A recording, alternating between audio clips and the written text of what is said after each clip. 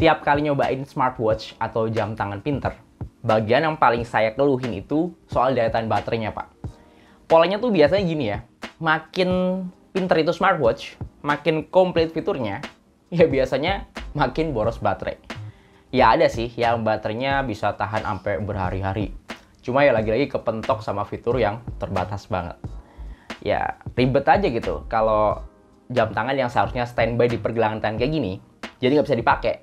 Karena lagi lowbat dan mesti dicolok charger dulu.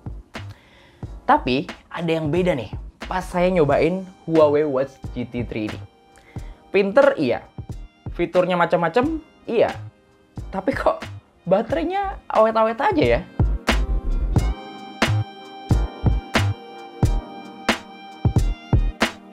Halo Gadgeters, balik lagi sama saya Arya. Iya, tanpa ngeliat fitur yang kayak gimana dan bisa ngapain aja, asli sih, desain smartwatch ini tuh ganteng banget, Pak. Apalagi jam tangan buat saya tuh udah kayak jadi salah satu bagian fashion ya, yang nggak bisa lepas di kehidupan sehari-hari. Kayak ada yang kurang aja gitu, kalau lagi berangkat ke kantor atau keluar sama temen, itu nggak pakai jam tangan. Modelnya juga nggak spesifik buat cowok doang ya, itu bisa dilihat dari dua pilihan ukurannya. Nah, yang saya pakai ini yang 46 mm, terus ada yang lebih kecil lagi di 42 mm. Terus untuk pilihan strapnya juga ada dua. Yang saya pakai ini yang strap karet ya. Ini sih lebih cocok kalau dibuat dipakai sambil olahraga. Tapi kalau lebih pengen ngejar gaya atau lebih pamerable, strap yang kulit ini juga nggak kalah keren gitu. Cuma ya agak kurang cocok aja kalau buat olahraga. Ya selain kelihatan lebih gagah, saya pilih yang 46 mm ini karena daya tahan baterainya lebih awet, Pak. Jadi kalau katanya Huawei, yang 46 mm ini tuh bisa tahan sampai 14 hari. Sementara yang 42 mm itu bisa tahan sampai 7 hari. Wow, awet juga ya. Tapi saya penasaran sih, makanya saya cobain beberapa hari ini dan saya maksimalin lah fitur-fitur yang ada di dalamnya. Buat ngejawab, apa bener bisa sawet itu baterainya? Tapi sebelum masuk ke baterai, di sini saya pengen cerita dulu nih, kalau Huawei Watch GT3 ini tuh ternyata nggak cuma cakep dari luarnya doang. Dalamannya juga asik, Pak, buat dikulik-kulik. Ya, dalaman di sini maksudnya software ya atau sistem. Dan pas saya cobain ngotak-atik menunya, scroll-scroll, ternyata responsif dan smooth banget gitu. Jarang-jarang ya nemu smartwatch yang harganya di bawah 5 juta, tapi pengalaman scrolling dan ngetak-ngetik layar sentuhnya bisa seresponsif ini. Dan yang nggak kalah mengejutkan lagi, ternyata software yang dipakai di Watch GT3 ini adalah Harmony OS. Software yang sama dipakai di smartphone dan tabletnya Huawei setelah pisah dari Google. Dan ini adalah smartwatch pertamanya Huawei yang pakai Harmony OS ya. Karena smartwatch sebelumnya kan masih pakai custom software gitu, alias belum spesifik ke OS tertentu. Ya sebenarnya sih Harmony OS di sini tuh nggak sekompleks kayak di smartphone atau tabletnya Huawei. Cuma yang saya salut di sini, Huawei tuh bisa masukin Harmony OS di perangkat sekecil ini, tapi tetap enteng dan gampang juga pakainya. Nah, software-nya udah asik nih, ditambah lagi dengan kontrol-kontrolnya yang juga dibikin lebih nyaman. Kayak misalnya ada tombol crown di atas ini, yang fungsinya tuh sebagai tombol buat masuk ke menu, dan bisa dipakai buat scroll-scroll sebagai alternatif dari layar sentuhnya. Jadi kalau lagi bosan pakai layar sentuh, bisa scrolling atau zoom in, zoom out pakai roda kecil di atas ini. Agak nagih sih, apalagi kalau lagi gabut ya. Muter-muter karena di sini tuh ada sensasi getarnya juga. Terus tombol di bagian bawah ini tuh lebih ke tombol shortcut ya, atau tombol buat akses ke menu-menu tertentu. Kalau untuk bawaannya sih ini udah di set ke mode olahraga. Jadi kalau mau olahraga cepat gitu, nggak perlu masuk ke home terus pilih-pilih menunya. Ya udah tinggal pencet tombol shortcutnya aja. Ya sebenarnya dari tampilannya sendiri emang udah didesain segampang mungkin. Jadi mau orang awam yang pakai dan sebelumnya nggak pernah pakai smartwatch, itu nyobain bentar udah langsung paham. Pakai smartwatch ini dalam 1 minggu terakhir, ya nggak ujug-ujug bikin saya jadi rutin olahraga. Nggak secepat itu, Pak. Karena ini kan cuma alat gitu ya. Mau secanggih apapun alatnya, kalau nggak ada niat nih dari diri kita ya susah juga. Olahraga tadi cuma jadi wacana doang. Tapi seenggaknya, smartwatch ini tuh masih ngingetin saya buat gerak. Apalagi buat saya atau Anda yang emang sehari-hari tuh sering kerja di depan laptop atau PC berjam-jam gitu sampai lupa gerak. Ini dia bakal ngasih peringatan ya. Kalau 1 jam itu nggak ada pergerakan. Ya geraknya mau kemana bebas lah. Mau ke WC atau mau keluar ke halaman cari udara segar. Yang penting gerak atau ngerenggangin otot-otot. Terus selain otomatis ngingetin gerak, smartwatch ini juga bisa otomatis monitor denyut jantung kita. Ini juga nggak kalah penting ya. Ya bisa sih sebenarnya di set manual gitu, supaya lebih hemat baterai. Tapi ya kalau ada fiturnya otomatis, kenapa nggak dipakai juga? Ada juga fitur buat ngukur saturasi oksigen di dalam darah atau SpO2. Salah satu fitur yang cukup ngehits selama 2 tahun terakhir ya pas pandemi ini. Dan yang menariknya di sini tuh bisa ngukur sepanjang hari. Ini cukup kepake ya, terutama buat ya monitor data kesehatan kita secara kontinu gitu. Apalagi pas kita lagi tidur. Jadi kalau saturasi oksigen di dalam darah itu di bawah normal pas tidur, dia bakal ngasih peringatan lewat getaran.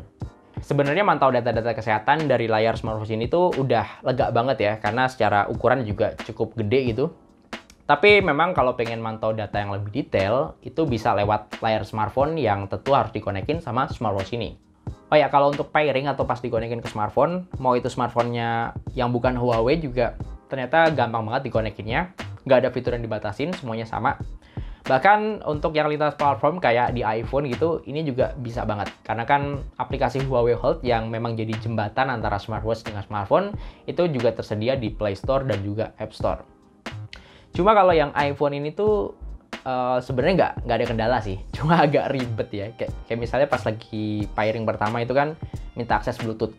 Dia tuh nggak bisa langsung nyalain Bluetooth dari aplikasinya. Jadi mesti masuk ke settingan Bluetooth iPhone-nya, terus balik lagi ke aplikasinya. Ya jadi kerja 2 kali lah. Kalau udah masuk aplikasinya itu udah enak banget ya. Kita di sini bisa mantau data kesehatan yang lebih detail, yang bisa dibandingin dari hari ke hari, minggu ke minggu atau bulan ke bulan. Terus kalau bosen sama tampilan jam tangannya, kita juga bisa gonta-ganti watch face yang pilihannya banyak banget Pak di sini. Dan kalau belum puas sama pilihan yang ada di sini, kita juga bisa pakai foto dari galeri yang ada di smartphone. Ini contohnya saya pakai wallpaper Spider-Man ya. Dan ternyata masangnya juga gampang dan cepet banget. Untuk mode olahraga juga macam-macam ya. Kurang lebih ada sekitar 18 mode olahraga. Mulai dari yang standar kayak jalan, lari, sepedaan, sampai yang susah dilakuin di Indonesia yaitu ski juga ada di sini. Berenang udah pasti bisa lah ya, karena smartwatch ini kan juga udah tahan sama air. Ya seru aja gitu ngelihat hasil tracking olahraga yang bisa dipantau dari smartwatch ini. Kita bisa ngelihat udah sejauh apa kita jalan atau sepedaan, atau berapa kalori yang terbakar selama kita olahraga. Semuanya tuh bisa dipantau dalam bentuk grafik dan rute maps yang sesuai di sini. Oh ya, misalnya pas lagi olahraga kita lupa bawa smartphone, smartwatch ini juga udah bisa tracking rute sendiri, karena udah punya sistem GPS bawaan. Dan ini juga cukup akurat gitu muncul lokasi, karena udah pakai yang namanya GNSS Dual Band. Sederhananya, sistem ini tuh bakal ngegabungin 2 sistem positioning, yang pilihannya bisa pakai GPS punya Amerika, Galileo punya Eropa, GLONASS punya Rusia, Baidu punya Cina, sampai yang jarang kedengaran kayak QZSS punya Jepang juga bisa dipakai di smartwatch ini. Ngunci lokasinya sih juga cukup ngebut ya, bahkan nggak nyampe 10 detik loh. Dan mode olahraga dengan GPS udah langsung bisa kita mulai. Untuk fitur-fitur pendukung lain kayak misalnya kompas buat mantau arah kiblat, terus altimeter buat ngukur ketinggian di atas permukaan air laut, ini semuanya bisa dipantau dari smartwatch ini. Dan karena ini tuh udah punya microphone plus speaker, kita bisa langsung ngejawab panggilan telepon loh dari smartwatch ini. Untuk kualitas suaranya, coba deh dengerin. Halo bro. Ya. Gue lagi di studio nih. Masih syuting. Belum. Paling bentar lagi lah gue cabut ke apartemen ya. Ya memang sebenarnya fiturnya cukup lengkap sih, tapi nggak semua fitur unggulan ada di smartwatch ini. Kayak misalnya notifikasi WhatsApp deh. Kita tuh cuma bisa lihat notifikasinya doang dan nggak bisa langsung ngebales pesannya dari smartwatch. Terus di sini juga nggak ada toko aplikasi digital yang memungkinkan kita buat install aplikasi pihak ketiga. Yang seharusnya sih bisa bikin ekosistem smartwatch ini tuh bisa lebih luas lagi. Tapi mungkin itu yang bikin baterai smartwatch ini tuh bisa awet banget. Jadi saya udah pakai smartwatch ini tuh sekitar 7-8 hari ya. Dan itu baterainya masih nyisa sekitar 10%. Oke lah, untuk ukuran smartwatch dengan fitur yang cukup komplit kayak gini tuh bisa tahan sampai 1 minggu gitu. Ya meskipun nggak sampai 14 hari kayak klaimnya Huawei. Cuma ya udah puas banget sih makainya. Dan itu pun skenarionya saya pakai dengan fitur-fitur yang maksimal banget. Kayak misalnya monitor data kesehatan kayak denyut jantung, SpO2 sampai fitur stres aja itu saya aktifin semua ya. Saya nyalain semua. Terus notifikasi juga nggak ada yang saya batasin. Untuk kecerahan layar juga saya set auto. Jadi kalau dipakai di luar ruangan dia bakal pakai settingan brightness yang paling maksimal. Dan untuk olahraga ini saya pakai pas weekend doang sih. Itu pun saya pakai sekitar 1 jaman lah. Nah, untuk mode olahraga dengan GPS itu saya pakai 1 jam, baterainya tuh ngurang sekitar 6-8%. Terus untuk isi ulang baterainya juga cukup ngebut ya. Itu saya isi dari 0% selama 30 menit, baterainya keisi di 40%. Dan sampai bener-bener penuh, itu butuh waktu sekitar 1 jam 32 menit. Oke, jadi kesimpulannya, Huawei Watch GT 3 ini tuh adalah salah satu pilihan smartwatch yang cukup menarik buat dicoba ya untuk saat ini. Desainnya cakep ya, mau dipakai setelan formal kayak baju kantor, atau mau yang nyantai dipakai ke mall, itu masih pantas banget.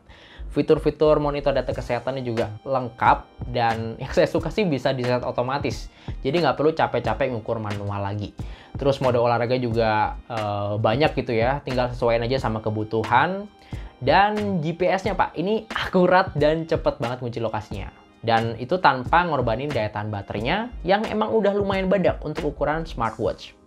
Terus tampilan aplikasi pendukungnya juga nggak ribet ya, apalagi buat orang yang emang belum pernah pakai smartwatch sekalipun. Karena sekalinya ribet dan bermasalah gitu, apalagi pas pairing, ya kita jadi nggak bisa maksimalin fitur-fitur yang ada.